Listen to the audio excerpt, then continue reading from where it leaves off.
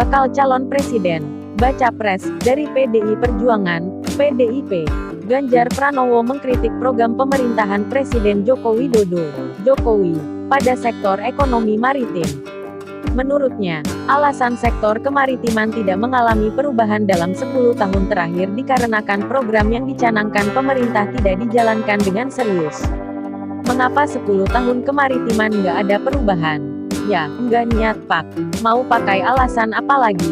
Masih land base, continental base, kata Ganjar dalam acara Sarasehan 100 Ekonom Indonesia di Jakarta, Rabu, tanggal 8 November tahun 2023. Selain itu, politikus PDIP ini juga mengkritik pembangunan infrastruktur di era Jokowi yang hanya dilakukan di sekitar daratan. Menurutnya, pembangunan tempat kesehatan, seperti puskesmas juga perlu dilakukan di wilayah perairan atau puskesmas terapung. Selain itu, Ganjar Pranowo menyinggung potensi rumput laut yang tidak dimaksimalkan oleh pemerintah sekarang. Untuk itu, apabila terpilih menjadi presiden tahun 2024 nanti, dengan menggantikan Jokowi, Ganjar Pranowo mengungkapkan keinginannya untuk meningkatkan 2 kali lipat anggaran pertahanan Indonesia di sektor maritim. Hal ini disampaikan mantan Gubernur Jawa Tengah ini, saat menghadiri acara Silaturahmi Kerja Nasional Ikatan Cendekiawan Muslim, ICMI, se-Indonesia 2023, Rabu, tanggal 8 November tahun 2023.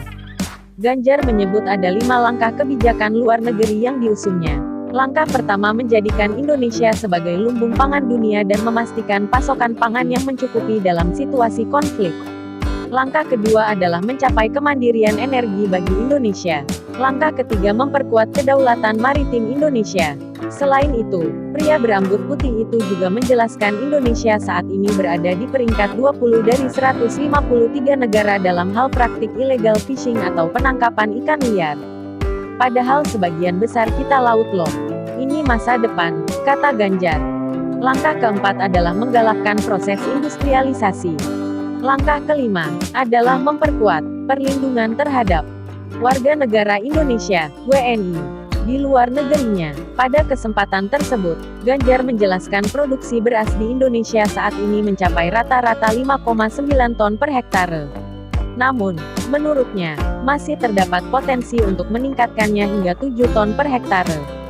Tidak hanya itu, Ganjar juga menyoroti masalah 18.820 kasus pekerja migran Indonesia, PMI, yang tidak terdokumentasi di luar negeri saat ini. Ganjar mengaku mulai merencanakan untuk membebaskan para nelayan, namun mereka harus memiliki keterampilan yang memadai agar bisa bekerja di laut dengan baik. Dengan begitu, mereka tidak lagi harus tergantung pada tengkulak dan bisa menjadi nelayan yang andal dan kuat. Ganjar Pranowo yang dulu disebut-sebut penerus Presiden Jokowi, kini nampaknya sudah mulai mencoba melepas bayang-bayang presiden yang juga mantan wali kota Solo dan gubernur DKI Jakarta itu. Apakah ini karena PDIP yang mengusung Ganjar, kini mulai berseberangan dengan Presiden Jokowi? PDIP merasa ditinggal Jokowi dan keluarga, walaupun telah memberikan privilege yang begitu besar kepada Presiden Jokowi dan keluarga. Hal disampaikan Sekretaris Jenderal PDI Perjuangan, PDIP, Hasto Kristianto.